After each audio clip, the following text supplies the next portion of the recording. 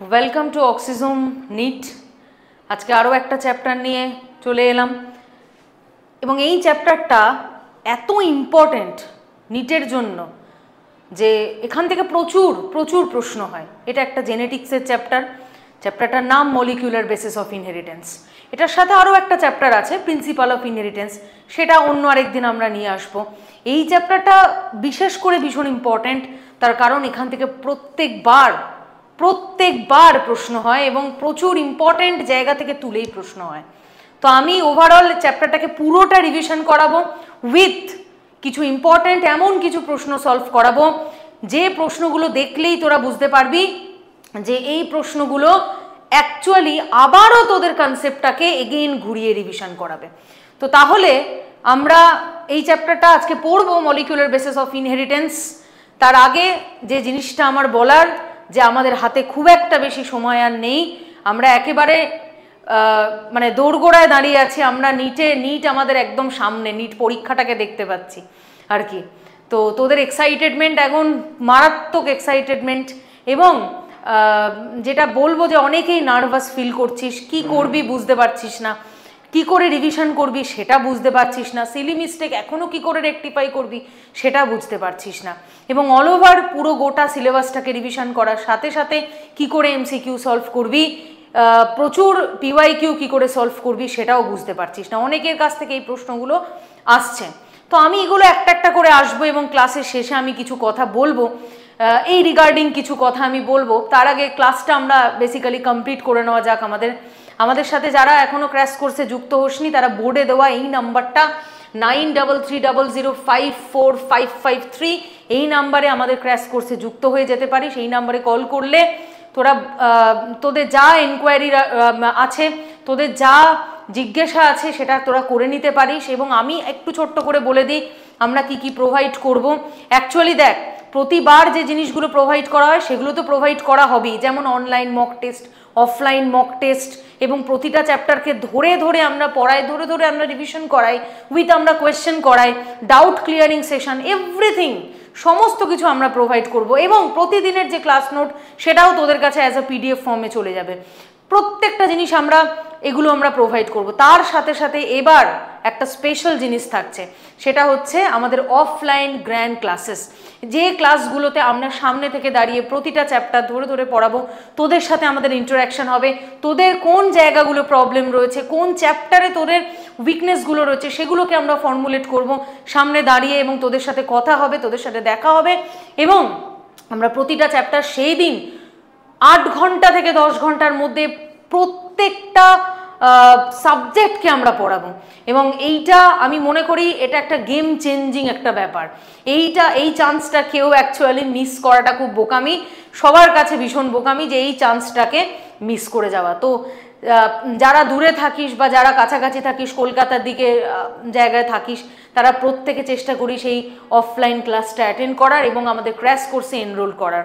তোরা জাস্ট দেখতেই পাবি কেন আমি এই কথাটা বললাম যে ক্র্যাশ কোর্সে আমরা অ্যাকচুয়ালি এটা আমাদের কাছে খুব চ্যালেঞ্জিং। সবসময় তোরা একটা জিনিস জানবি, যারা পরীক্ষা দিচ্ছিস, যারা অ্যাসপারেন্ট আছিস, যারা নিট অ্যাসপারেন্ট আছিস, তাদের কাছে শুধু কিন্তু এটা পরীক্ষা নয়, এটা একটা ইমোশন। এবং এর সাথে আমরাও কিন্তু এটা কিন্তু আমাদের কাছেও একটা পরীক্ষার মতো, যে আমরা তোদেরকে তোদের লক্ষ্যে পৌঁছে দিতে পারছি কিনা, এটা আমাদের কাছেও খুব চ্যালেঞ্জিং একটা মুভমেন্ট।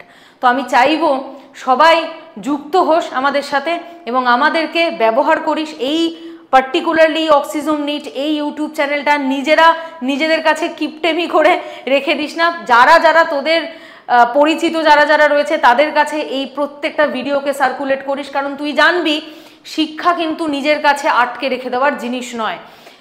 তোর দ্বারা উপকৃত হবে যে বন্ধু, তার মানে ধর সে হয়তো কোনো কোর্স কিনতে পারছে না বা সে হয়তো পসিবল না তার কাছে, কিন্তু এই চ্যানেলটা তার কাছে কিছু তাকে সাহায্য করবে তার আপগ্রেডেশনের জন্য, তার সিলেবাস কমপ্লিট করার জন্য, তাকে কনফিডেন্ট দেওয়ার জন্য।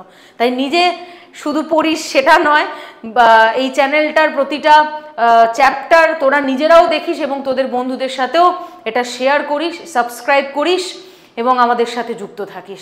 তো চল আজকে এই চ্যাপ্টারটা দিয়ে আমরা শুরু করি।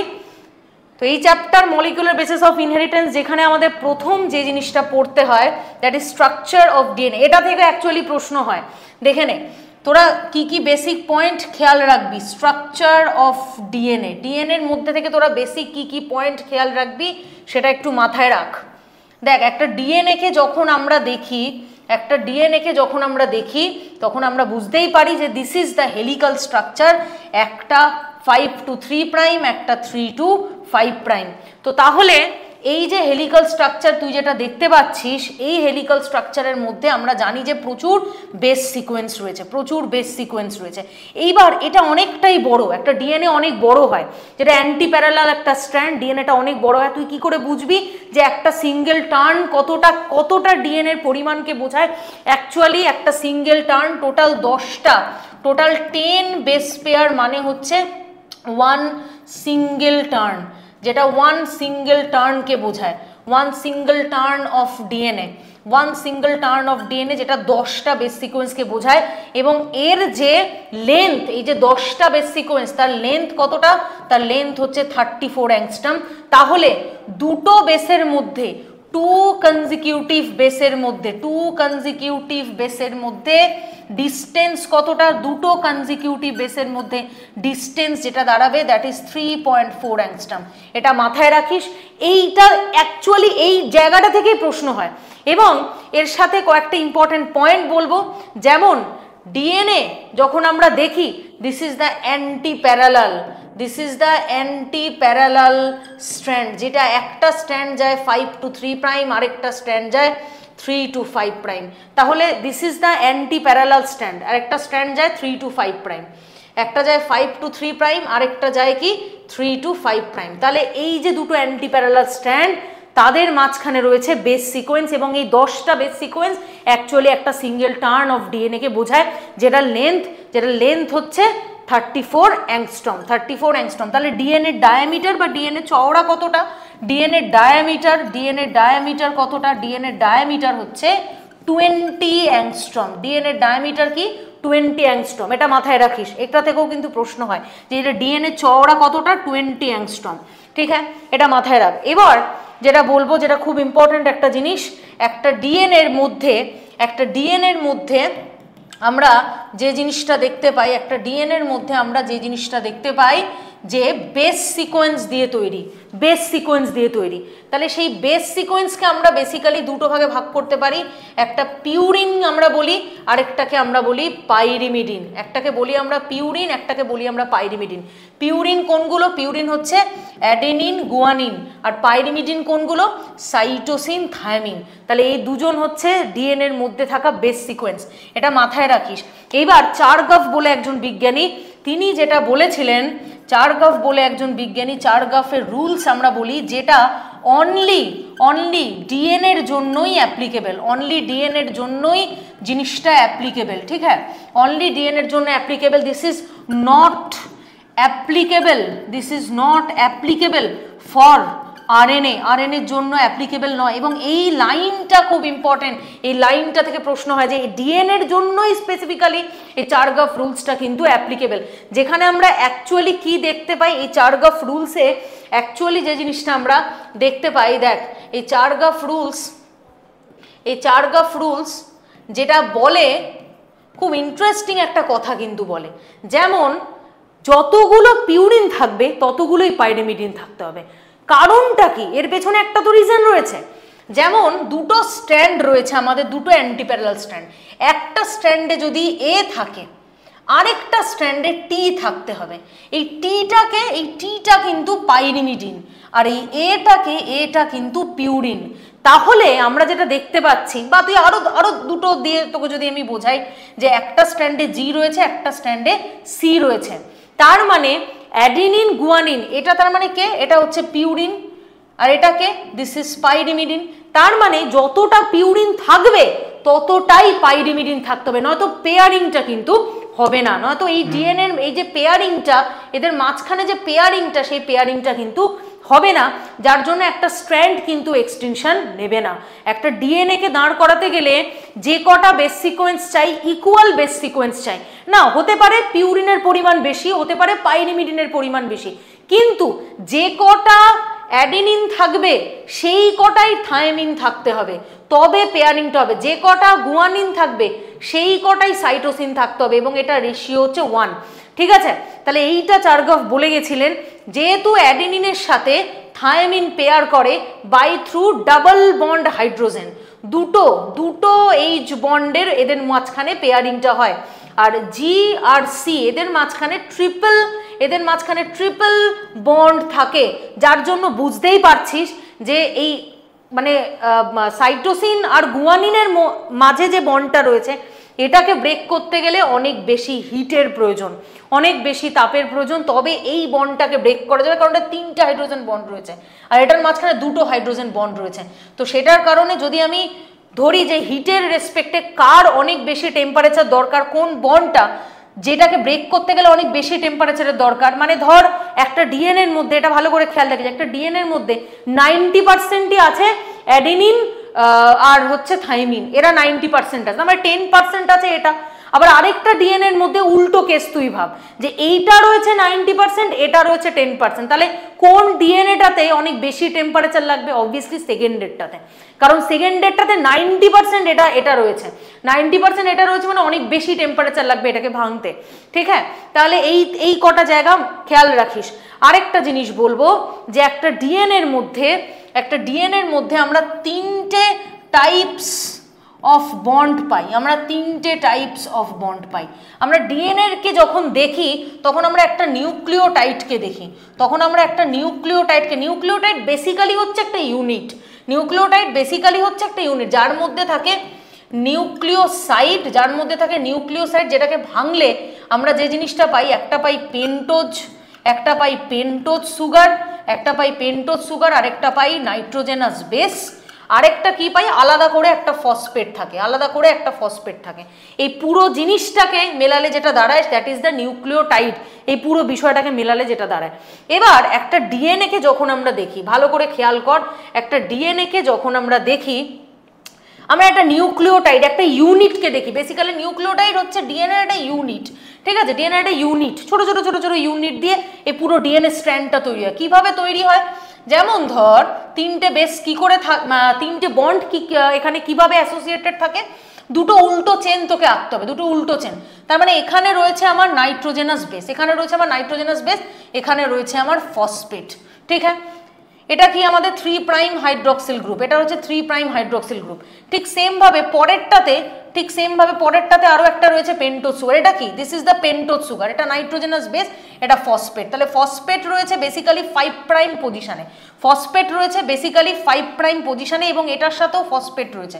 তার মানে 3' হাইড্রক্সিল গ্রুপ আর 5' ফসফেট গ্রুপ, এইটা অ্যাকচুয়ালি এই চেনটাকে এক্সটেনশন করতে সাহায্য করে। ঠিক অপর দিকে আমরা যেটা দেখতে পাই, ঠিক এরকম ভাবে রয়েছে আরো একটা স্ট্র্যান্ড,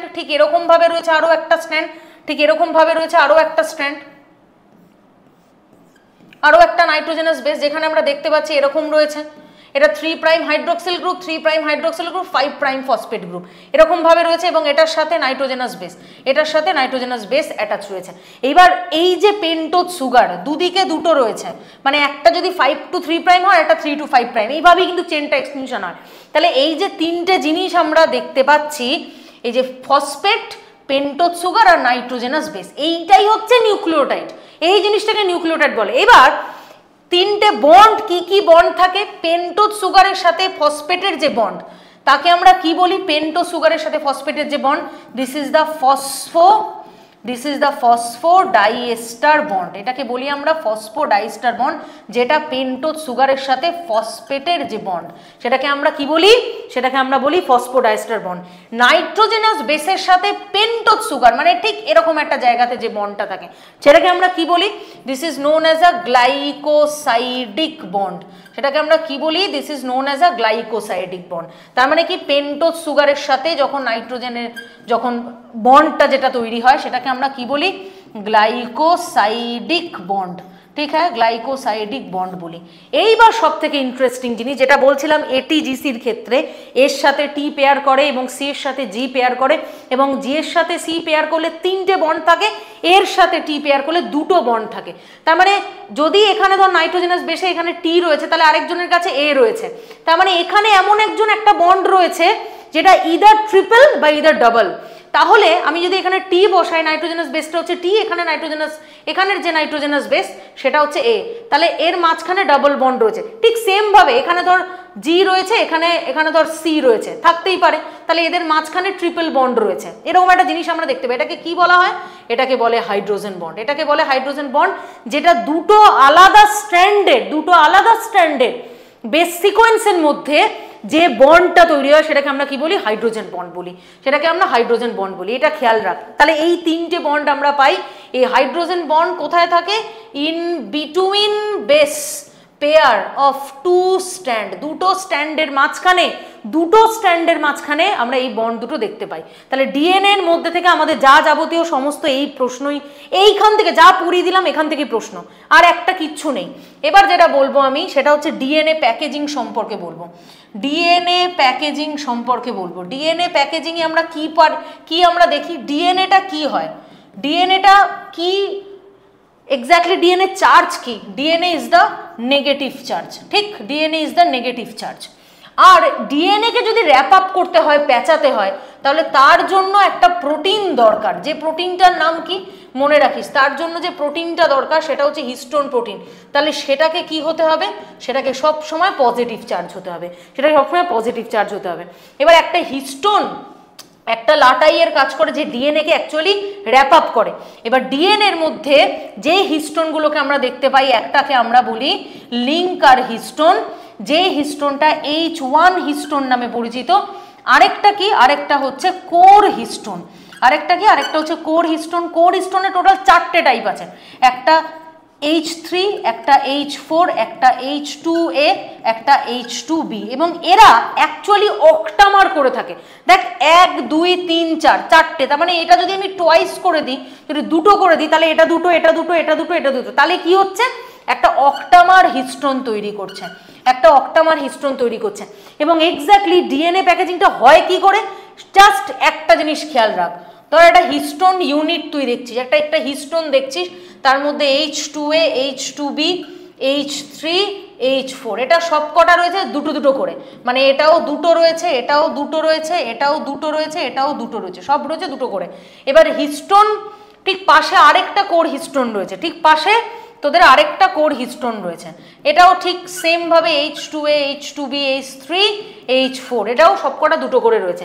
এবার ডিএনএটা পেঁচাচ্ছে কি করে?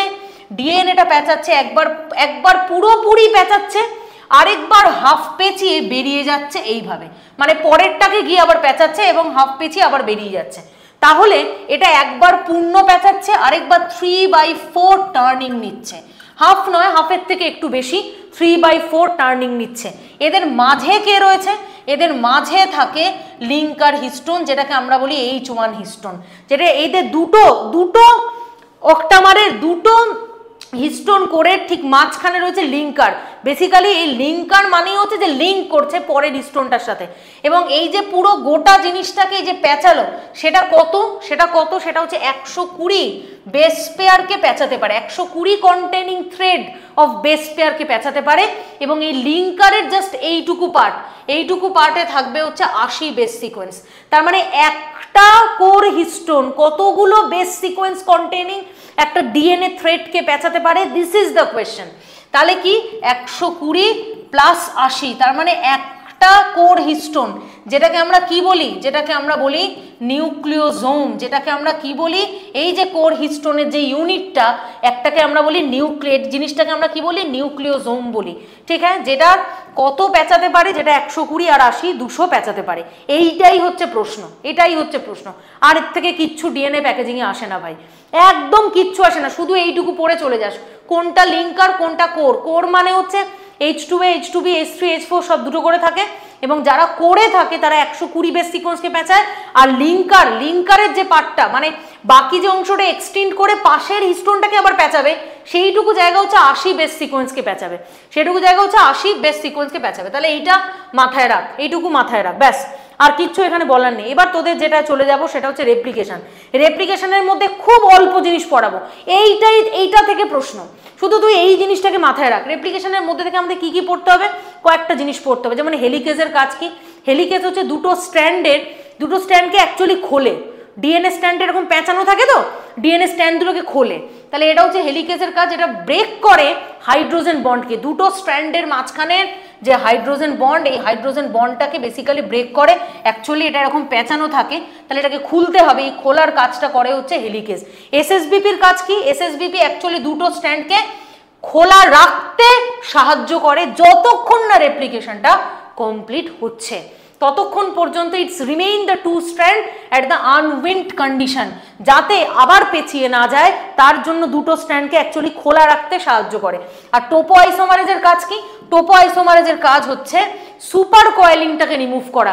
কারণ যখন একটা ডিএনএ রেপ্লিকেশন হয়, যেহেতু এটা একটা পেঁচানো স্ট্রাকচার, সামনের দিকে রেপ্লিকেশন হতে গেলে একটা প্রেশার ক্রিয়েট হয়, যার জন্য এই সামনের অংশটা আরো বেশি পেঁচিয়ে যেতে পারে। তো এই যে প্রেশারটা, সুপার কয়েলিং এর যে প্রেশারটা, এটা যাতে রিমুভ হতে পারে তার জন্য কাজ করে হচ্ছে টোপো আইসোমারে, যেটা এই সুপার কয়েলিংটাকে অ্যাকচুয়ালি রিমুভ করে। তো এইটা হচ্ছে এই তিনটে জিনিসের কাজ, এই তিনটে জিনিসের এক্স্যাক্টলি কোশ্চেন আসে। আর কি বলবো, যে কটা পয়েন্ট বলছি সবাই খাতায় লিখে রাখিস, মাথায়ও রাখিস।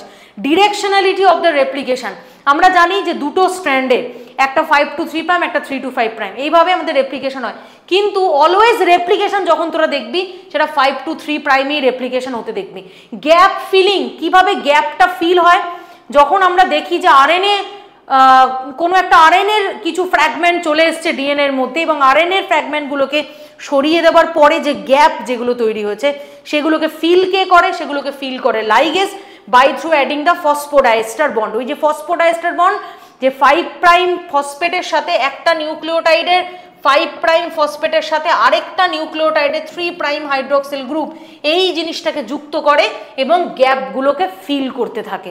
আর প্রাইমার জিনিসটা কি, প্রাইমার হচ্ছে একটা আরএনএ সিকোয়েন্স, একটা আরএনএ সিকোয়েন্স যেটা ডিএনএ রেপ্লিকেশনের জন্য ইটস ভেরি ইম্পর্টেন্ট। তাহলে সেটা কোন দিকে সবসময় অ্যাড হয়, দুটো স্ট্যান্ডে সবসময় 3 প্রাইমের দিকে অ্যাড হয়। যেদিকে তুই দেখবি 3 প্রাইম, মানে ধর দিস ইজ 5 to 3 প্রাইম এটা, আর 5 to 3 প্রাইম এটা, তাহলে এই 3 প্রাইমের দিকে সবসময় 3 প্রাইমের দিকে প্রাইমার অ্যাড হতে দেখা যায়, সবসময় দুটো স্ট্যান্ডের ক্ষেত্রে 3 প্রাইমের দিকে প্রাইমার অ্যাড হতে দেখা যায়। তারপরেরটা কি, এইটা হচ্ছে দুটো ছবি খেয়াল রাখবি। দেখ, দুটো স্ট্যান্ড খুলছে, এখানে কাজ করছে হচ্ছে টোপো আইসোমারেজ। টোপো আইসোমারেজের কাজ কি, সুপার কয়েলিংটাকে রিমুভ করা, এবং ডিএনএ হেলিকেজ যেটা সামনের দিকে এগোচ্ছে এবং দুটো স্ট্যান্ডকে খুলছে। এসএসবিপি কি করছে, দুটো স্ট্যান্ডকে খোলা রাখতে সাহায্য করছে যতক্ষণ না ডিএনএ রেপ্লিকেশনটা কমপ্লিট হয়, এটা খেয়াল রাখ। এই ছবিটা ফার্স্ট ছবি। নেক্সট কি ছবি, নেক্সট যেটা ছবি, খুব ইম্পর্টেন্ট ছবি, যেখানে আমরা দেখতে পাচ্ছি আরএনএ প্রাইমার যুক্ত হচ্ছে। একটা স্ট্র্যান্ডে একটাই প্রাইমার থাকে, আরেকটা স্ট্র্যান্ডে অনেকগুলো মাল্টিপল প্রাইমার থাকে। এই একটা প্রাইমার, এই একটা প্রাইমার, এই একটা প্রাইমার, তাহলে অনেকগুলো এখানে প্রাইমার যুক্ত হয়। তার মানে এখানে মাল্টিপল প্রাইমার যুক্ত হয়। তার কারণটা কি, কারণ দুটো স্ট্র্যান্ডকে একসাথে সিনথেসিস শেষ করতে হবে। যেহেতু দুজনের ডাইরেকশনালিটি অপোজিট, তাই একটা স্ট্র্যান্ড সবসময় কন্টিনিউয়াস হয়, আরেকটা স্ট্র্যান্ড সেইটার তালে তাল মেলাতে গিয়ে যেটা হয় যে পারে না, যেহেতু অপোজিটে দৌড়াতে হবে আরএনএ ডিএনএ পলিমারেজকে, তো সেই কারণে যেটা করে, একটু হেল্প করার জন্য অনেকগুলো প্রাইমারকে সাথে সাথে অ্যাড করে দেয়, এবং যেটার কারণে একই সাথে দুটো স্ট্র্যান্ড সিনথেসিস শেষ হয়। একটা উপরের স্ট্র্যান্ড, যেখানে একটাই সিঙ্গেল কন্টিনিউয়াস চেন যেটা সিনথেসিস হচ্ছে, যেটাকে আমরা কি বলছি, লিডিং স্ট্র্যান্ড বা কন্টিনিউয়াস বা টেমপ্লেট, যেটাকে আমরা বলছি হচ্ছে লিডিং স্ট্র্যান্ড। আরেকটা স্ট্র্যান্ড, এটা লিডিং হবে, 1 মিনিট, এটা লিডিং হবে। দিস ইজ দ্য লিডিং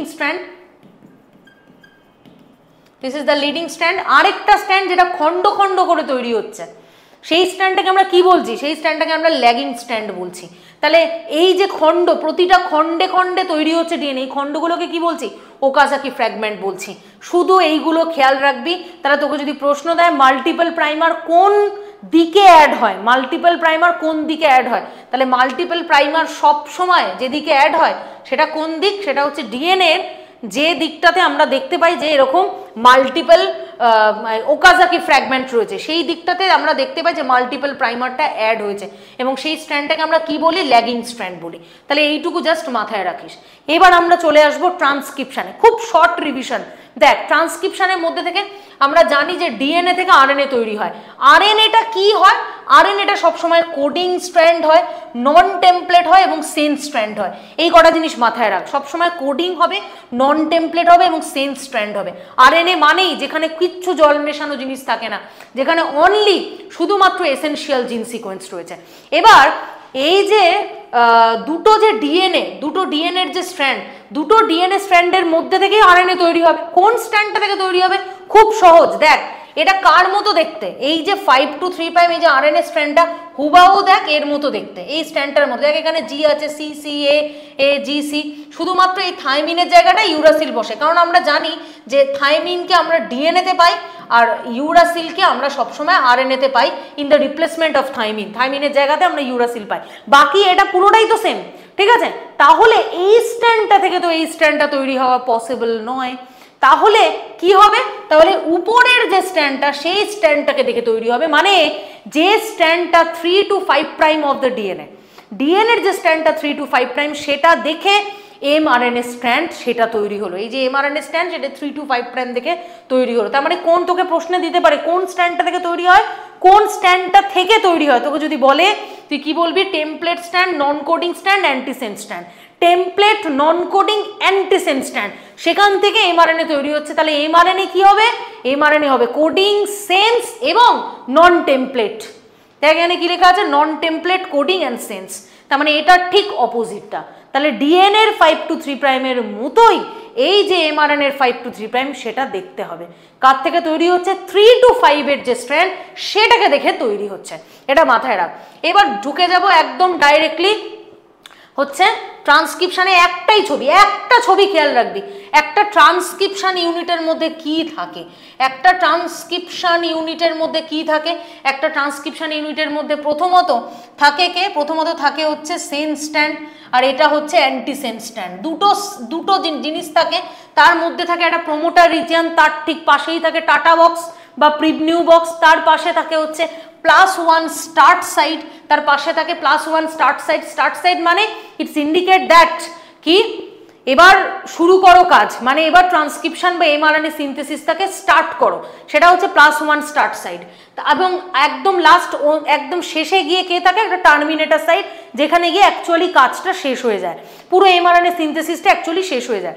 তাহলে এবার এখানে কি হচ্ছে দেখ, এখানে অ্যাকচুয়ালি যে জিনিসটা হচ্ছে, আমি যেটা আগেও বললাম 3 to 5 প্রাইম মানে সেম স্ট্র্যান্ডকে দেখে, সরি দিস ইজ, এটা সেন্স স্ট্র্যান্ড, আমি খেয়াল করিনি, this is the sense strand. 5 to 3 prime always the sense strand and this is the antisense strand. তো তাহলে দেখ কোনো কিছু মানে কোনো কিছু যদি একটু সিলি মিস্টেক হয়, তুই যদি বুঝে পড়িস তাহলে ঠিক তোর ওটা গিয়ে তো চোখ কিন্তু ওখানে গিয়ে দাঁড়িয়ে যাবে। তাহলে এই যে এমআরএনএ স্ট্র্যান্ড, তাহলে mRNA strand is always sense strand. তাহলে সেন্স স্ট্র্যান্ড কার থেকে তৈরি হবে, অ্যান্টিসেন্স স্ট্র্যান্ড থেকে তৈরি হবে, মানে উপরের স্ট্র্যান্ডটাকে রিড করে তৈরি হবে। তাহলে এই যে 5 to 3 প্রাইমে যে এমআরএনএ স্ট্র্যান্ড যেটা তৈরি হচ্ছে সেটা কার মতো দেখতে হবে, নিচের যে স্ট্র্যান্ড যেটা রয়েছে 5 to 3 প্রাইম, মানে নিচের স্ট্র্যান্ডটা তুই দেখ, সিকোয়েন্সটা দেখ, TACGCTA, তার মানে একদম হুবাহু এই বেসগুলোই থাকবে। তুই দেখ শুধু থাইমিনের জায়গাটা এখানে কে বসেছে, ইউরাসিল বসেছে, বাকি অল বেস সিকোয়েন্স আর সেম। তার মানে ওটা কোত্থেকে তৈরি হলো, ওটা তার উপরের যে স্ট্র্যান্ডটা মানে অ্যান্টিসেন্স যে স্ট্র্যান্ডটা, মানে 3 to 5 প্রাইমের যে ডাইরেকশনের যে স্ট্র্যান্ডটা সেখান থেকে যেটা তৈরি হলো, ব্যাস এটা হচ্ছে আমাদের গল্প। এবং এইটা এইভাবে নর্মালি সিনথেসিস হবে। সিনথেসিস হওয়ার পরে একটা টার্মিনেটর রিজিয়নে যখন পৌঁছে যাবে, এমআরএনএটার চেনটা যখন টার্মিনেটর রিজিয়নে পৌঁছে যাবে তখন ইট উইল বি স্টপ, আর কিছু হবে না, আর কোনো সিনথেসিস হবে না। এবার তাহলে ডিএনএ এবং আরএনএ এটা থেকে একটা এমআরএনএ, দুটো দেখ, দুটো ডিএনএর মাঝখানে তৈরি হচ্ছে এমআরএনএ, মানে জাস্ট লাইক এরকম দুটো ডিএনএ রয়েছে, দুটো ডিএনএ স্ট্র্যান্ড রয়েছে, এদের মাঝখান দিয়ে তৈরি হচ্ছে এমআরএনএ। তাহলে কোনোভাবে তো এই এমআরএনএটাকে একদম বাইরে বার করে নিয়ে আসতে হবে। তাহলে এমআরএনএটাকে যদি বাইরে বার করে নিয়ে আসতে হয় তার দুটো রাস্তা আছে। একটা হচ্ছে রো ইন্ডিপেন্ডেন্ট। রো ইন্ডিপেন্ডেন্টে কি হয়, আরএনএটা নিজেই একটু কায়দা করে। আরএনএটা নিজেই একটু কায়দা করে। কিভাবে কায়দা করে, একটা হেয়ারপিন লুপ লাইক স্ট্রাকচার তৈরি করে যার মলিকিউলার ওয়েটটা অনেক বেশি হয়, যার মলিকুলার ওয়েটটা অনেক বেশি হয়, এবং ও এখানে আর মানে ঝুলে থাকতে পারে না, ও জাস্ট ওখান থেকে এমনি খুলে বেরিয়ে চলে আসে। এটার মলিকুলার ওয়েটটা এতটাই বেশি হয়। তো এই যে হেয়ারপিন লুপ লাইক স্ট্রাকচার নিজেদের মধ্যে একটা বন্ডিং করে তৈরি হলো, পরে বাইরে বেরিয়ে এসে আবার নর্মাল স্ট্র্যান্ড হয়ে যায়। তাহলে এইটা আমরা দেখতে পাই। আরেকটা হয় রো ডিপেন্ডেন্ট। এটা হচ্ছে একটা টার্মিনেটর ফ্যাক্টর। এটা হচ্ছে একটা টার্মিনেটর ফ্যাক্টর যেটা অ্যাকচুয়ালি যখন দেখে যে এমআরএনএ সিনথেসিসটা টার্মিনেটর রিজিয়ন অবধি হিট করে গেছে, তখন সাথে সাথে ওই রো ফ্যাক্টরটা টার্মিনেটর রিজিয়নে যায় এবং এমআরএনএর মাথার উপর বসে এমআরএনএকে জাস্ট বার করে নিয়ে চলে আসে, জাস্ট ড্র্যাগিং করে নিয়ে বেরিয়ে চলে আসে। তাই সেটা কাজ কে করে, সেটা করে হচ্ছে রো ফ্যাক্টর। এইটুকু জিনিস জাস্ট খেয়াল রাখ, আর কিচ্ছু খেয়াল রাখার দরকার নেই। এবার একটা এমআরএনএ তৈরি হয়ে যাওয়ার পর খুব সুন্দরভাবে একটা মডিফিকেশন হয়। তার মডিফিকেশনগুলো কি কি হয়, প্রথমত একটা আরএনএর নিজস্ব একটা মানে একটা কোয়ালিটি আছে, যে আরএনএ সেলফ ডিগ্রেডেশন কোয়ালিটি আছে। ও একটা enzymatic auto catalytic enzymatic activity দেয়, মানে ওর প্রবণতাই আছে নিজেকে নিজে ধ্বংস করে দেওয়ার। তাহলে এইটা যদি হয় তাহলে কোনোদিনই তো প্রোটিন তৈরি হবে না। তাহলে প্রোটিন তৈরি হওয়ার হাত থেকে এমআরএনএকে মানে প্রোটিনটা তৈরি হওয়ার জন্য এমআরএনএকে আমাদের বাঁচিয়ে রাখতে হবে যাতে ও নিজে নষ্ট না হয়ে যায়। তার জন্যই এই তিনটে মডিফিকেশন। তার জন্য ফার্স্ট যে মডিফিকেশন হয় দ্যাট ইজ দ্য ক্যাপিং, যেটা কোথায় হয়, একটা এমআরএনএ স্ট্র্যান্ডের একদম 5 প্রাইম পজিশনে 7 প্রাইম মিথাইল গ্রুপ, 7 প্রাইম একটা 7th পজিশনে মিথাইল গ্রুপ অ্যাড হয়।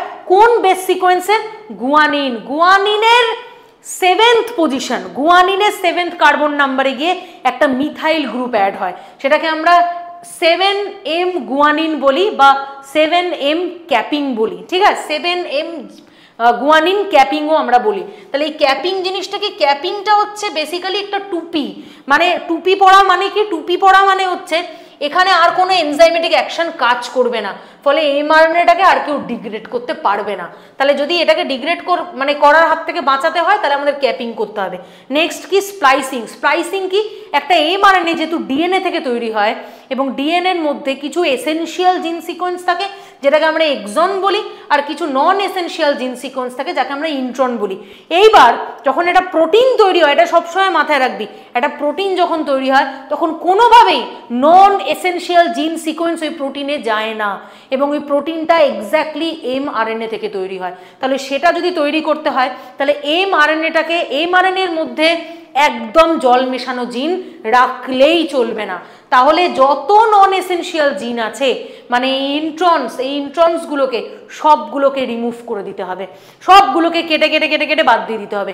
অনলি ওখানে এসেনশিয়াল জিনই কিন্তু থাকবে, অনলি ওখানে এক্সন জিন সিকোয়েন্স থাকবে। তাহলে সেটার জন্য স্নার্পস বা স্প্লাইসিওজোম বলে একজন আসে যে নন এসেনশিয়াল জিনগুলোকে টুকটুক করে কাটতে কাটতে একদম কেটে ছেটে বাদ দিয়ে দেয়। তাহলে এমআরএনএ স্ট্রাকচারটা যদি এত বড় থাকে সেটা কেটে ছোট হয়ে যায়, কিন্তু কনসাইজ হয়ে যায়, মানে একদম ওখানে কোনো জল মেশানো কোনো জিন থাকবেই না, সেখানে অনলি এসেনশিয়াল জিনগুলোই থাকবে, যেটা হচ্ছে আমাদের এক্সন সিকোয়েন্স। এই এক্সনটাই হচ্ছে এসেনশিয়াল জিন সিকোয়েন্স। লাস্ট কি হবে, একটা পলিঅ্যাডিনাইলেশন। এই যে কেটে ছেটে ছোট হয়ে গেল, যত ইন্ট্রনসগুলো সব তো রিমুভড হয়ে গেল, এবার স্ট্যান্ডটা তো ছোট হয়ে গেল ভাই। তাহলে স্ট্যান্ডটাকে যদি একটু মিনিমাম লেন্থে আমি রাখতে চাই তার জন্য একদম লাস্টে একটা পলিঅ্যাডিনাইলেশন জিনিস যুক্ত হয়। পলিঅ্যাডিনাইলেশন মানে কি, কিছু পলিএটেল মানে কিছুই না, নর্মালি অ্যাডেনিন গ্রুপগুলো এখানে যুক্ত হয়, সেটাকে আমরা পলিঅ্যাডিনাইলেশন বলছি। ব্যাস এইটুকু জাস্ট মাথায় রাখ। নেক্সট যেটা বলবো তোদের খুব ইম্পর্টেন্ট, সেটা হচ্ছে ট্রান্সলেশন। ট্রান্সলেশনের মধ্যে খুব সহজ জিনিস মাথায় রাখিস। ট্রান্সলেশনে আমাদের যেটা ফার্স্ট যে জিনিসটা দরকার, ট্রান্সলেশনে আমাদের এই একটা এমআরএনএ কে দরকার, একটা এমআরএনএ কে দরকার, যেটা কি হবে, যেটা 5 to 3 প্রাইম হবে। এমআরএনএর উপরে এসে কে বসবে, এমআরএনএর উপরে এসে বসবে রাইবোজোম। রাইবোজোমের বেসিক্যালি 3টে দরজা থাকে, রাইবোজোমের বেসিক্যালি 3টে দরজা থাকে, এবং 3টে দরজার আলাদা আলাদা নাম কি, একটা এ সাইড, একটা পি সাইড, একটা ই সাইড। এইবারে এইটা হচ্ছে এই রাইবোজোম যেটা বাইন্ড করলো, এটা একদম মাথায় রাখ, এটা ট্রান্সলেশন বা প্রোটিন সিনথেসিসের প্রথম স্টেপ। এটা একটা ইন্ডিভিজুয়াল কোয়েশ্চেন যে প্রথম স্টেপটা কি, ribosome binding to mRNA, ribosome bind করছে mRNA, এবং ওই দিক থেকে একটা জিনিস হয়, ওই দিক থেকে যেটা হয় টিআরএনএ লাগে। টিআরএনএ সবসময় যেটা ইম্পর্টেন্ট জিনিস, টিআরএনএ কে চার্জ হতে হয় বা অ্যাক্টিভ হতে হয়। একটা টিআরএনএর সাথে যদি একটা অ্যামিনো অ্যাসিড যুক্ত হয় তাহলে সেটাকে আমরা বলি চার্জ টিআরএনএ। এইবার যেটা বক্তব্য, এখানে দেখ যেখান থেকে প্রোটিন সিনথেসিসটা শুরু হয় একটা স্টার্ট কোডন থেকে শুরু হয়, যেটাকে আমরা AUG বলি। এই স্টার্ট কোডনে প্রাইমারিলি এই টিআরএনএ যে এসে বাইন্ড করে সে এফমেট বা ফরমাইলেটেড টিআরএনএ হয়, মানে একদম ফার্স্ট টিআরএনএ সে এফমেট টিআরএনএ হয়। এই মেট কথাটা কোত্থেকে এলো? মেট কথাটা এলো AUG মানে মিথিওনিনকে এনকোড করে, এবং সেই কারণেই আমরা কি বলছি এফমেট, মানে ফার্স্ট টিআরএনএটা ফরমাইলেটেড হবে, আর কোনো টিআরএনএ ফরমাইলেটেড হবে না, শুধু অনলি ফার্স্ট যে টিআরএনএ যে পি সাইডে এসে বাইন্ড করলো সে ফরমাইলেটেড হবে। নেক্সট কি, আবার আরেকটা পাশাপাশি কোনো একটা টিআরএনএ এসে বাইন্ড করলো, কারণ এই সাইডটা তখনও ফ্রি আছে, ধর লাইসিন এসে বাইন্ড করলো, সেটা কিন্তু ফরমাইলেটেড নয়, আমি বারবার বলছি। তাহলে ফার্স্ট যে অ্যামিনো অ্যাসিড সেটা ফরমাইলেটেড হবে, ফার্স্ট অ্যামিনো অ্যাসিড মিথিওনিন, যেটা AUG দিয়ে এনকোড হয়, এটাও একটা প্রশ্ন। এই যে ফার্স্ট যেটা সেটা এফমেট হবে, সেটা এফমেট হবে, এইটা প্রথম স্টেপ। দ্বিতীয় স্টেপ কি? দ্বিতীয় স্টেপ হচ্ছে যেখানে আমরা দেখতে পাই এই রাইবোজোমটা সামনের দিকে এগোতে থাকে, তার মানে এই দরজাগুলো ধরে ধরে শিফট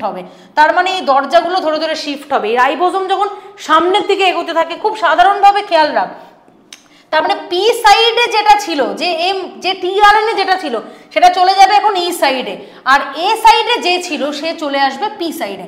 তাহলে এখন এফমেট যে রয়েছে সে চলে গেছে ই সাইডে, আর এ সাইডে যে ছিল মানে ধর লাইসিন সে চলে যাবে পি সাইডে, এবং এ সাইডটা আবারও ফাঁকা, তাহলে এ সাইডে অন্য আরেকটা এসে কেউ একটা বাইন্ড করবে, আরেকটা ধর টিআরএনএ এসে আর্জিনিনের টিআরএনএ এসে বাইন্ড করলো, এরকম কিছু একটা হলো। এইবার এই টিআরএনএ তো বেরিয়ে যাবে, কিন্তু বেরিয়ে গেলে তো হবে না, বেরিয়ে যাওয়ার আগে যেটা হয় এই যে এফমেটটাকে এইটার সাথে ট্যাগ করিয়ে দিয়ে যায়, মানে লাইসিনের সাথে এই এফমেটটাকে যুক্ত হয়ে যায়। তার মানে দুটো অ্যামিনো অ্যাসিড যুক্ত হচ্ছে বাই দ্য পেপটাইড বন্ড, তার মানে পেপটাইড বন্ড আমরা কোথায় পাই? একটা প্রোটিনের চেনে পাই, দুটো অ্যামিনো অ্যাসিডের মাঝখানে পেপটাইড বন্ড থাকে, দুটো অ্যামিনো অ্যাসিডের মাঝখানে পেপটাইড বন্ড পড়ে, এভাবে একটা লম্বা চেন তৈরি হয়, একটা প্রোটিনের একটা লম্বা চেন তৈরি, এটা মাথায় রাখ।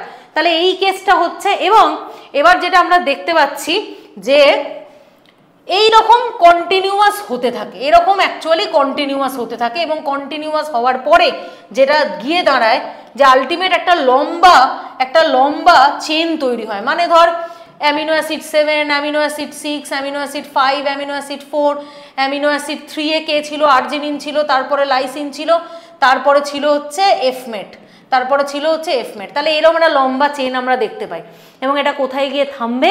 যখন আমরা দেখতে পাবো ঠিক এরকম একটা জায়গাতে স্টপ কোডন কে স্টপ কোডন হচ্ছে উগা মনে রাখবি, আগ মনে রাখবি, আর উয়া মনে রাখবে, এই তিনটে প্রোনাউন্সিয়েশন খেয়াল রাখবি, মনে থাকবে, উগা আগ উয়া। তার মানে এই তিনটের স্টপ কোডন যখন রেকগনিশন হবে, এই স্টপ কোডন যখন এরকম কোনো একটা জায়গাতে ধর UGA, এই তিনটে কোডন এখানে রেকগনিশন হলো, আর কোনো টিআরএনএ এরকম একটা জায়গাতে আসবে না, তখন কে আসবে? তখন যে আসবে একটা টার্মিনেটর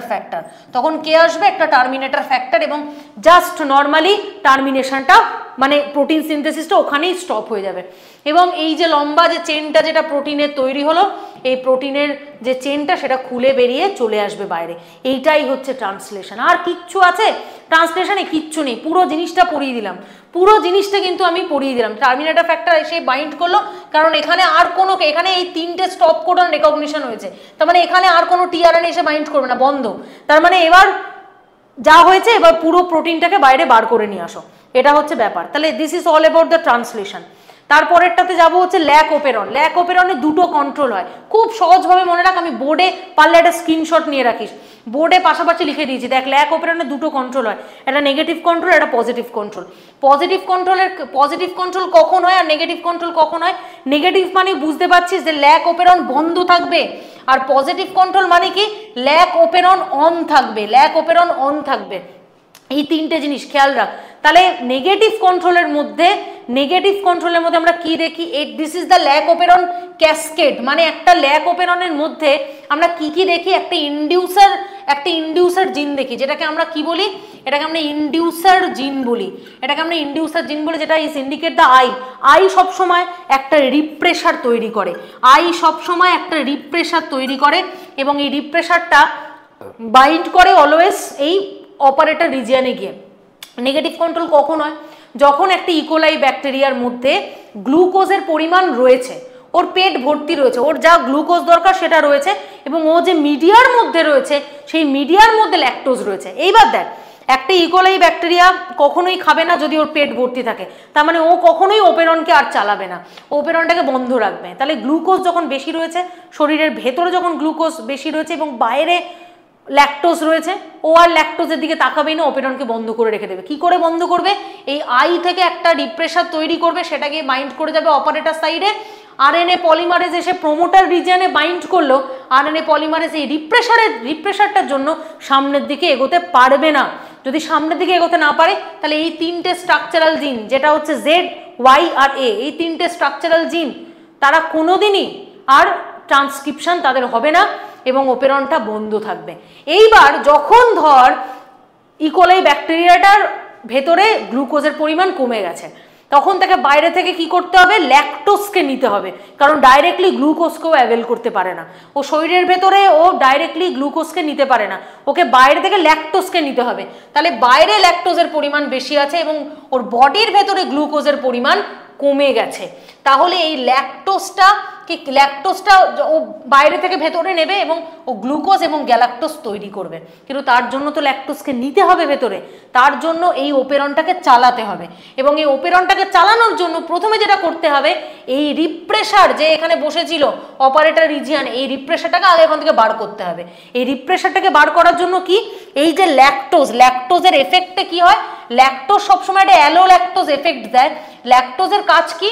ল্যাকটোজ এই রিপ্রেসারের সাথে যুক্ত হয় এবং রিপ্রেসারটাকে ইনঅ্যাক্টিভ করে দেয়, এবং রিপ্রেসারটাকে এই অপারেটর রিজিয়ন থেকে বার করে দেয়। তাহলে operator region will be free, operator region free হয়ে গেল। এখানে আরএনএ পলিমারেজ এসে বাইন্ড করলো, সামনের দিকে এগোতে শুরু করলো, এবং তিনটে স্ট্রাকচারাল জিন, একটা হচ্ছে জেড, একটা হচ্ছে ওয়াই, আর একটা হচ্ছে এই তিনটে স্ট্রাকচারাল জিন তৈরি হলো। পারমিয়েজ, ট্রান্স অ্যাসিটাইলেজ, আর একটা কি একটা আছে, তো ওইটা দেখে নিবি। তিনটে টোটাল যে এনজাইম, সেই তিনটে total enzyme beta galactosidase, trans acetylase, beta galactosidase আর হচ্ছে পারমিয়েজ, এই তিনটে এনজাইম, পারমিয়েজ,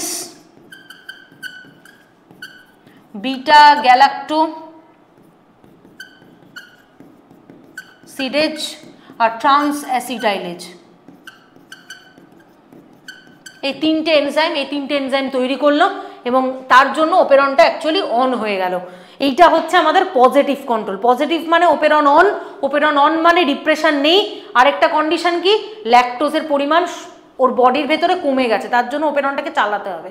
আর নেগেটিভ মানে ওপেরন অফ, ওর বডির ভেতরে গ্লুকোজের পরিমাণ অনেকটাই বেশি আছে, তার জন্য আর ওপেরন চালানোর দরকার নেই, তাহলে ওপেরনটা অফ থাকবে এবং রিপ্রেসারটা অপারেটর রিজিয়নে বাইন্ড থাকবে, এটা মাথায় রাখিস।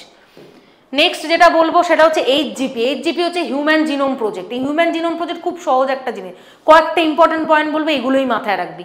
কি রয়েছে? একটা রয়েছে কস্ট, কত কস্ট, সেটা 9 বিলিয়ন কস্ট, প্রচুর টাকার প্রয়োজন। আরেকটা কি, ওরা ভেবেছিল যে একটা হিউম্যানের মধ্যে প্রায় 1 থেকে 2 লাখ জিন থাকতে পারে। আরেকটা কি, টোটাল কতগুলো জিন ওরা এক্স্যাক্টলি পেলো, এক্সপেক্টেড ছিল 1 থেকে 2 লাখ, বাট কতগুলো জিন পেলো? 20,000 থেকে 25,000 জিন। এবং কতগুলো টোটাল বেস সিকোয়েন্স পেলো একটা হিউম্যানের জিনোমের মধ্যে? 3,164.7 মিলিয়ন বেস সিকোয়েন্স। এই সিকোয়েন্সটা টোটাল একটা হিউম্যানের জিনোমের মধ্যে পেলো, মানে যেখানে 23 সেট অফ ক্রোমোজোম, তার মধ্যে দেখা যাচ্ছে যে এতগুলো বেস সিকোয়েন্স রয়েছে। অ্যাভারেজ একটা জিনের মধ্যে, জিন কাকে বলে? জিন হচ্ছে একটা পার্টিকুলার ডিস্টেন্স, মানে এটা ক্রোমোজোমের মধ্যে থাকা পার্টিকুলার ডিস্টেন্স, মানে এই জায়গাটা হতে পারে, এই জায়গাটা হতে পারে, ধর এটা এ, এটা বি, এটা সি, তাহলে এই যে এরকম একটা particular distance of the chromosome, সেটাকে আমরা বলছি জিন। তাহলে এক একটা জিনের মধ্যে 3000 বেস পেয়ার থাকতে পারে অ্যাভারেজলি 3000 বেস পেয়ার থাকতে পারে।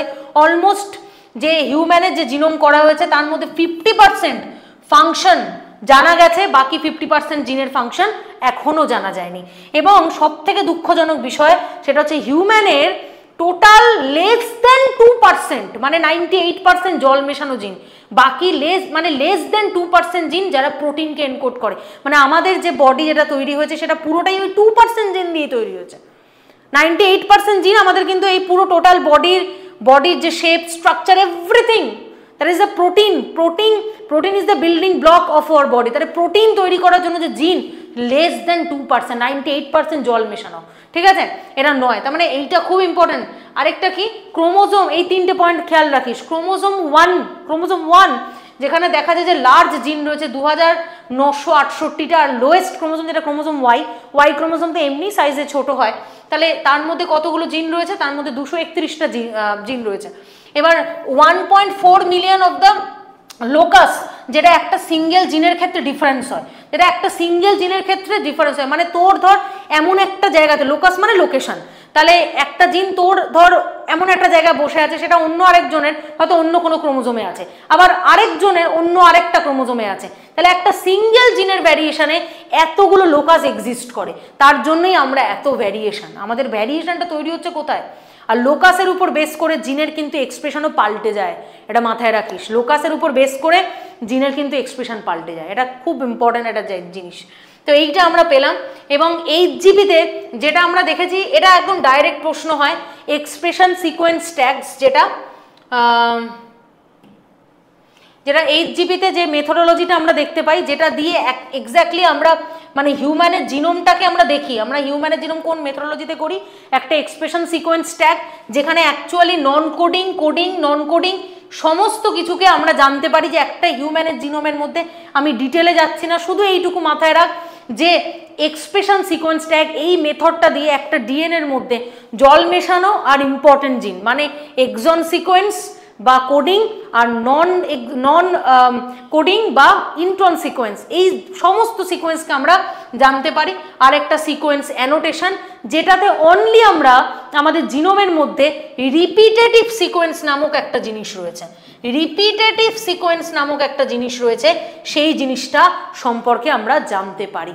তো এই কটা জিনিসই শুধু মাথায় রাখি, শুধু দুটো জিনিস, আরেকটা জিনিস বলে দিই, যেটা দিয়ে সিকোয়েন্সিং করা হয় সেটা হচ্ছে স্যাঙ্গার মেথড।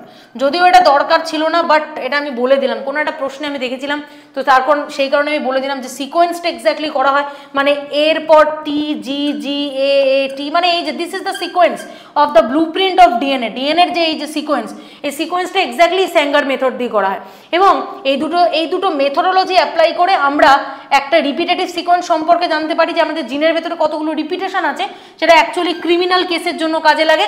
আরেকটা কি, এক্সপ্রেশন সিকোয়েন্স ট্যাগে আমরা কোডিং নন কোডিং সমস্ত সিকোয়েন্স কোথায় কে রয়েছে এই এক্সপ্রেশন সিকোয়েন্স ট্যাগ দিয়ে জানতে পারি। ব্যাস এইটুকুই শুধু মাথায় রাখ, আর বেশি কিছু বোঝার দরকার নেই, বেশি কিছু পড়ার দরকার নেই।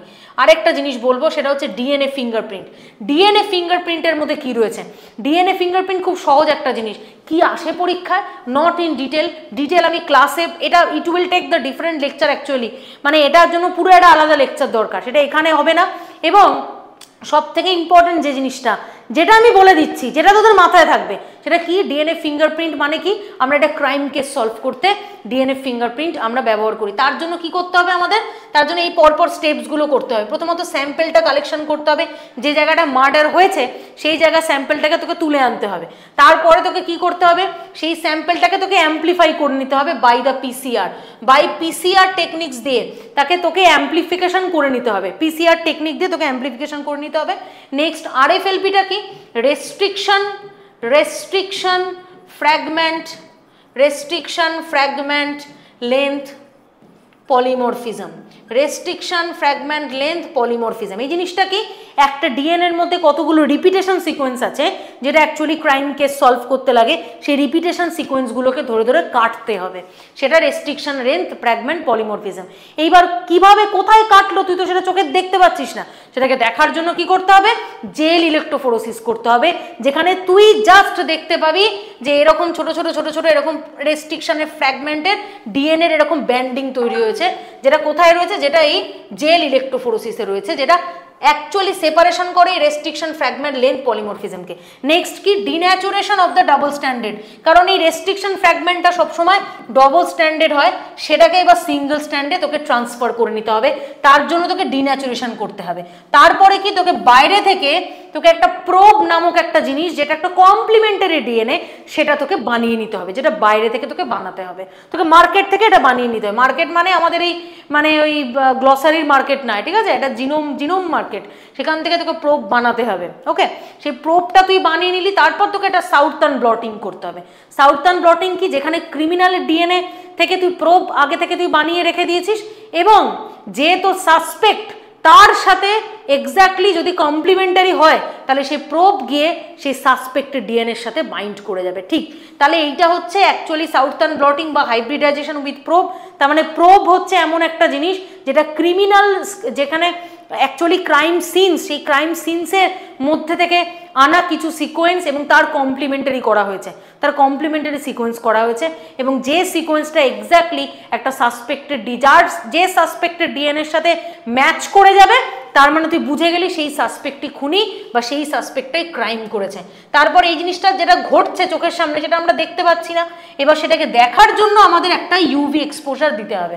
এরকম একটা প্লেট পাওয়া যায়, যেখানে দেখা যায় যে প্রোবের সাথে প্রোব গিয়ে এক্স্যাক্টলি এরকম সাসপেক্টেড ডিএনএর সাথে গিয়ে বাইন্ড করে গেছে। তাহলে এটাকে যদি দেখতে হয়, এটা অ্যাকচুয়ালি ফ্লুরেস করে, যখন ইউভি এক্সপোজার দেওয়া হয় উপর থেকে, তখন এটা ফ্লুরেস করে। তার মানে তার মানে এটা আমরা বুঝে গেলাম যে এই যে ব্যান্ডিংটা, তার মানে এটা যার ডিএনএ সেই অ্যাকচুয়ালি ক্রাইমটা করেছে। এটা অনেক হিউজ গল্প, দরকার নেই, তোরা এই পরপর এই স্টেপসগুলো খেয়াল রাখবি, এই পরপর স্টেপসগুলো খাতার মধ্যে লিখে রাখবি। তাহলে এই জিনিসটা, that is all about molecular basis of inheritance. আর কিছু বাদ গেছে? কিছু বাদ নেই।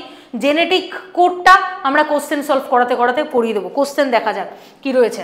দেখ কোশ্চেন, প্রথম কোশ্চেন দেখ, একটা ডবল স্ট্যান্ডার্ড ডিএনএর মধ্যে 17% রয়েছে, কি রয়েছে, 17% হচ্ছে সাইটোসিন রয়েছে। তার মানে সাইটোসিন 17%, মানে জি কত থাকবে, 17% থাকবে, মানে 34। তাহলে 17%, তার মানে জি থাকবে এখানে। 17% জি কোথায় রয়েছে, 17% জি এখানে কোথায় রয়েছে, 17% জি রয়েছে। আর বাকি তার মানে 66% এ থাকবে আর টি থাকবে। তার মানে এ হচ্ছে আমাদের 33 থাকবে, আর টি কতগুলো থাকবে, 33 থাকবে। তাহলে 3, অপশান 3।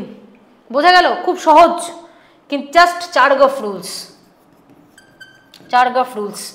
তারপরের প্রশ্ন দেখ, total amount of the adenine and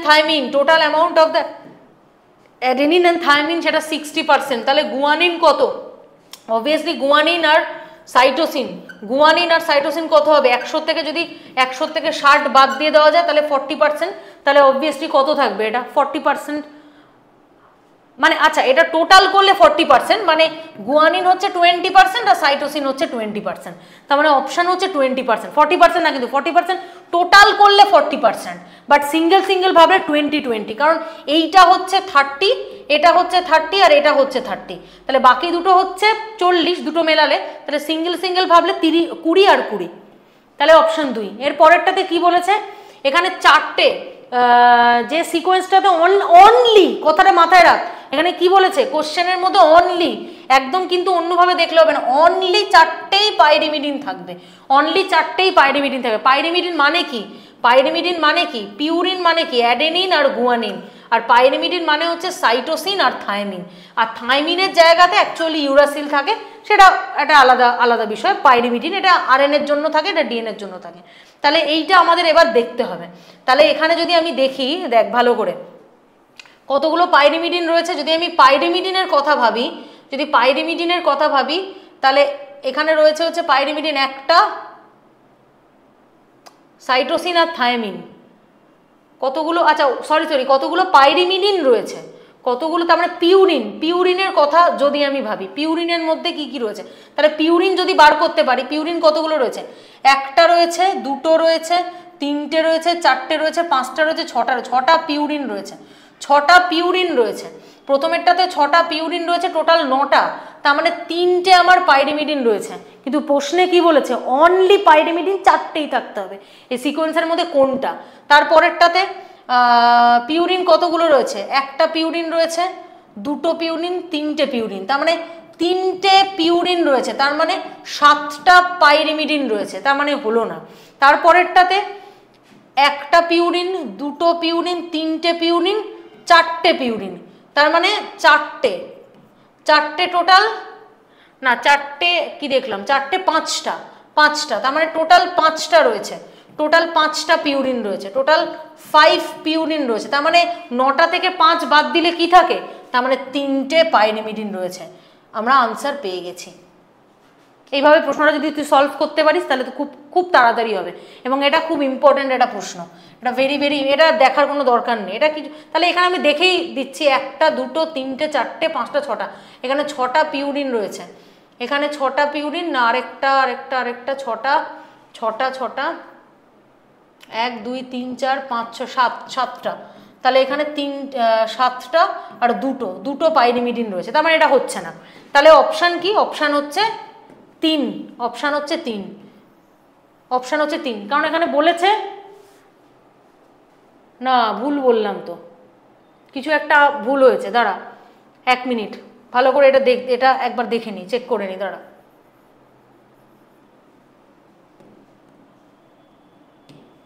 purine এখানে কতগুলো রয়েছে, একটা, দুটো, 3টে, 4টে, 5টা পিউরিন রয়েছে, তার মানে 4টে পাইরিমিডিন রয়েছে। আমি 3টে পাইরিমিডিন কেন লিখলাম, 4টে পাইরিমিডিন রয়েছে, তার মানে 4টে পাইরিমিডিন রয়েছে। আমাকে কি বলেছে ওখানে, 4টে পাইরিমিডিন, তাহলে অনলি 4টে পাইরিমিডিন রয়েছে অপশান নাম্বার 3-এ। ঠিক আছে, অপশান নাম্বার 3-এ 4টে পাইরিমিডিন রয়েছে। ওকে, নেক্সট প্রশ্ন, phosphodiester linkage in the DNA. Phosphodiester linkage কোথায় পড়ে, ফসফোডাইস্টার লিঙ্কেজ দুটো নিউক্লিওটাইডের মধ্যে, কারণ একটা নিউক্লিওটাইডের 3' হাইড্রোক্সিল গ্রুপ অফ 1 নিউক্লিওটাইড, তার পাশে আরেকটা নিউক্লিওটাইডের 5' ফসফেট গ্রুপ, এইভাবেই তো চেনটা এক্সটেনশন হয়, এইভাবেই তো ডিএনএর চেনটা, আমি কিছুক্ষণ আগে যেটা বললাম, ডিএনএর চেনটার এক্সটেনশন এইভাবে হয় যে একজনের 5' ফসফেট গ্রুপ আরেকটা নিউক্লিওটাইডে 3' হাইড্রোক্সিল গ্রুপের সাথে বাইন্ড করে, তাহলে ইটস ফ্রম দ্য ডাইনিউক্লিওটাইড। ঠিক আছে, তারপরেরটা কি দেখ, এখানে একটা ডিএনএ প্যাকেজিংয়ের প্রশ্ন দিয়েছে, ডিএনএ প্যাকেজিংয়ের এই প্রশ্নটার মধ্যে কিছুই না, খুব সহজ একটা জিনিস দিয়েছে, H1, এখানে হচ্ছে বি হচ্ছে যেটা, বি হচ্ছে H1, যেটা লিঙ্কার হিস্টোন, যেটা কি, this is the linker histone. Linker histone সবসময় সাইডে থাকে, এটা একদম, যেটা কোরের মধ্যে লিঙ্কার হিস্টোন থাকে না, সবসময় সাইডে থাকে। ঠিক আছে, সবসময় সাইডে থাকে, তাহলে এইটা হচ্ছে আমাদের H1। আরেকটা কি বলেছে, অ্যাকচুয়ালি যে থ্রেডটা যেটা পেঁচাচ্ছে সেটা ডিএনএ থ্রেড, আর সি মানে যেটা মাঝখানে যে জিনিসটা রয়েছে, মানে একটা, দুটো, 3টে, 4টে, এরকম 4টে দুটো করে রয়েছে, 4টে এরকম দুটো করে রয়েছে, মানে যেটা কোর হিস্টোন, তার মানে কোর হিস্টোন হচ্ছে সি। ওকে, তাহলে বি আর সি এই দুটো, মানে জাস্ট এটাকে মার্ক করেনি, এ জিনিসটাকে আলাদা করে এখানে জানতে চাইনি, তো আমার দেখার দরকার নেই, অপশানে এটা দেয়নি। তাহলে সিটা হচ্ছে হিস্টোন অক্টামার, যেটা দুটো করে রয়েছে, আর বি হচ্ছে H1 হিস্টোন। তারপরে প্রশ্নটা দেখা যাক, the DNA is associated, obviously DNA সবসময় অ্যাসোসিয়েটেড থাকে একটা পজিটিভলি চার্জ একটা প্রোটিনের সাথে, এবং তার সাথে খেয়াল রাখবে কিছু নন হিস্টোনও কিন্তু থাকে, তার সাথে কিছু নন হিস্টোনও কিন্তু থাকে, মানে ডিএনএ অ্যাকচুয়ালি অ্যাসোসিয়েটেড থাকে হচ্ছে বি আর ডি হবে অপশান, কিছু পজিটিভলি চার্জ হিস্টোন যেটা ম্যাক্সিমাম থাকে, আর কিছু নন হিস্টোনও থাকে। অ্যাকচুয়ালি নন হিস্টোনটা কোনো কাজ করে না, নন হিস্টোনটা কোনো কাজ করে না, নন হিস্টোন কিছু প্রোটিন থাকে, নন হিস্টোন কিছু প্রোটিন থাকে, আর হিস্টোন কিছু থাকে, তাহলে অপশান 1। তারপরেরটা কি, তারপরটা বলেছে, all the reference point while defining the transcription unit is made with the coding strand. ঠিক আছে, একটা ট্রান্সক্রিপশন ইউনিটের মধ্যে আমরা একটা কোডিং স্ট্র্যান্ড দেখতে পাই। আমি যখন ট্রান্সক্রিপশন পড়ালাম, দেখ এখানে লেখা আছে, এই যে ট্রান্সক্রিপশন যেটা আমি বললাম, যা পড়িয়েছি তার মধ্যে থেকেই প্রশ্ন, আমার এটা যদি ভালো করে বুঝে যেতে পারিস, সে দেখ, this is the transcription unit, এটা হচ্ছে আমাদের ট্রান্সক্রিপশন ইউনিট। তাহলে এই ট্রান্সক্রিপশন ইউনিটের মধ্যে আমরা কোডিং স্ট্র্যান্ড পাই, নন কোডিং স্ট্র্যান্ড পাই, আমরা সমস্ত জিনিস পাই, প্রোমোটার পাই, অপারেটর পাই, ঠিক আছে, প্রোমোটারও পাই, অপারেটরও পাই। তাহলে এটার মধ্যে কি হচ্ছে দেখ, all the reference point while defining the transcription unit is made the coding strand. এটা তার মানে ট্রু, এটা ট্রু, একদম ট্রু, কারণ এটা ট্রান্সক্রিপশন ইউনিটের মধ্যে কোডিং স্ট্র্যান্ড থাকে। তারপরেরটাতে কি বলেছে, একটা ট্রান্সক্রিপশন ইউনিটের মধ্যে প্রোমোটার স্ট্র্যান্ড, প্রোমোটার রিজিয়ন থাকে, টেমপ্লেট থাকে, আর কোডিং স্ট্র্যান্ড থাকে। নন টেমপ্লেট স্ট্র্যান্ড, টেমপ্লেট স্ট্র্যান্ড আর প্রোমোটার একটা ট্রান্সক্রিপশন ইউনিটের মধ্যে থাকে। তার মানে এটাও আমাদের ট্রু অপশন। তারপরেরটাতে কি বলেছে দেখ, যে exon is said to be the sequence is not appear mature protein. একটা ম্যাচিওর প্রসেসড আরএনএর মধ্যে হেক্সন থাকে না, হেক্সন থাকে না, ডু নট অ্যাপিয়ার বলেছে। এটা উল্টো হবে, এক্সনের জায়গায় ইন্ট্রন থাকে না, কারণ একটা পিওর আরএনএর মধ্যে সবসময় খেয়াল রাখবি এক্সনই থাকবে, যেটা এসেনশিয়াল জিন সিকোয়েন্স, কোনো ইন্ট্রন থাকবে না, ঠিক আছে। তাহলে এটা ফলস। তাহলে অপশান কি হচ্ছে, 1 আর 2 হচ্ছে অনলি কারেক্ট, 1 আর 2 হচ্ছে অনলি কারেক্ট। তারপরেরটা অ্যাসারশন দিয়েছে দেখ, DNA can directly code for synthesis of protein. না, এটা প্রথমত এটা দিস ইজ ফলস, কারণ প্রথমে আমরা এটা জানি যে according to central dogma DNA থেকে আরএনএ তৈরি হবে বাই দ্য ট্রান্সক্রিপশন, আরএনএ থেকে প্রোটিন তৈরি হবে, আর ডিএনএ থেকে ডিএনএ তৈরি হবে বাই দ্য রেপ্লিকেশন, এখান থেকে হবে ট্রান্সক্রিপশন, এখান থেকে হবে translation. This is the central dogma concept. তাহলে একটা ডিএনএ থেকে ডাইরেক্টলি প্রোটিন হয় না, তাহলে this is obviously false statement. আর DNA need do not intermediate to express the character, কখনো নয়, ডিএনএ কখনোই টোপকে প্রোটিন তৈরি করতে পারে না, কারণ একটা প্রোটিনই হচ্ছে আমাদের বডির এক্সপ্রেশন, একটা প্রোটিনই হচ্ছে আমাদের বডির এক্সপ্রেশন, যেটা কোনোদিনই ডিএনএ আরএনএ তৈরি না করে একটা প্রোটিনকে এক্সপ্রেশন দেওয়াতে পারবে না। তাহলে এটাও ফলস অপশন, তাহলে this is also the false option, দুটোই ফলস অপশন। তাহলে কোথায় আছে assertion reason, both are false. তারপরেরটা কি বলেছে দেখ, এখানে কত একটা পলিপেপটাইড চেন রয়েছে, এটা কি দেখা যাচ্ছে তো, এটা পলিপেপটাইড চেন রয়েছে, এখানে কতগুলো কোডন থাকতে পারে, হাউ মেনি অ্যামিনো অ্যাসিড এই পলিপেপটাইড চেনের মধ্যে থাকতে পারে। এইউজি 1, 2, 3, 4, তারপরে ইউএজি মানে স্টপ কোডন, তাহলে টোটাল 4 থাকতে পারে, টোটাল 4 অ্যামিনো অ্যাসিড থাকতে পারে, ঠিক আছে। মিথিওনিন দিয়ে এনকোড করে শুরু হচ্ছে, 3 করে থাকে, 3 ট্রিপলেট কোডন এখান থেকে শুরু হচ্ছে, মানে 3 বেস পেয়ার মানে হচ্ছে একটা কোডন, 3 বেস পেয়ার মানে কি, 3 বেস পেয়ার মানে হচ্ছে একটা কোডন, এরকম টোটাল পরপর রয়েছে 1, 2, 3, 4, তারপরেটা ইউএসি যেটা হচ্ছে ইউএজি, যেটা হচ্ছে আমাদের স্টপ কোডন, স্টপ কোডন পড়ে গেল মানে আর কোনো কিছু এনকোড হবে না। তাহলে 4 অপশান, এই অপশান 4 না, মানে উত্তর হচ্ছে 4, অপশান 3। তারপরেরটা কি, dual role of the genetic code, genetic কোডের কোন অংশটা dual role, actually dual role করে হচ্ছে এইউজি প্রথমত ট্রান্সলেশনকে শুরু করে, ডুয়েল রোলটা জেনে নেই, আমি এখানে লিখে দিচ্ছি, প্রথমত ট্রান্সলেশনকে স্টার্ট করে, আর সেকেন্ডত যেটা কাজ, এইউজি মিথিওনিনকে এনকোড করে, যেটা হচ্ছে একটা স্টার্ট কোডন, তাহলে মিথিওনিনের কাজ, এইউজির কাজ কি, এইউজি হচ্ছে একটা স্টার্ট কোডন, তাহলে মিথিওনিনকে এনকোড করে আর ট্রান্সলেশনকে শুরু করে। What is not true about the genetic code, সবসময় খেয়াল রাখবি, জেনেটিক কোড হচ্ছে ট্রিপলেট হয়, জেনেটিক কোড সবসময় ট্রিপলেট হয়, সবকটা পয়েন্ট এখানে লেখা আছে, আমি বলে দিচ্ছি, জেনেটিক কোড সবসময় ট্রিপলেট হয়। তার কারণটা কি, সবসময় ধর AAG এরকম একটা 3 বেস, 1, 2, 3, এটা একটা অ্যামিনো অ্যাসিডকে এনকোড করছে, মানে 3 করে বেস দিয়ে অ্যামিনো অ্যাসিড এনকোড হবে, যেটাকে আমরা বলছি triplet.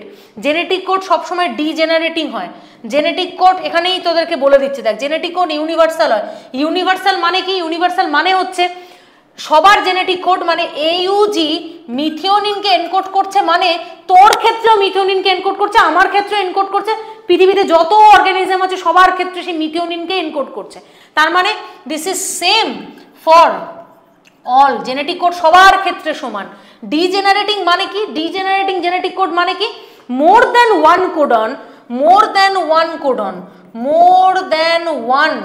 Codon for single amino অ্যাসিডের জন্য মোর দ্যান 1 কোডন থাকতে পারে, মানে ভ্যালিনের 3, আইসোলিউসিনের 4, এরকম কোডন থাকতে পারে, ঠিক আছে। আর নন অ্যাম্বিগিউয়াস মানে কি, specific codon specific codon for specific amino acid, for single amino acid বা স্পেসিফিক অ্যামিনো অ্যাসিড। মানে এই AUG যদি একবার মিথিওনিনকে এনকোড করে, এই AUG আর কিন্তু লাইসিন বা আর্জিনিন বা আইসোলিউসিন এদের কাউকে এনকোড করতে পারবে না।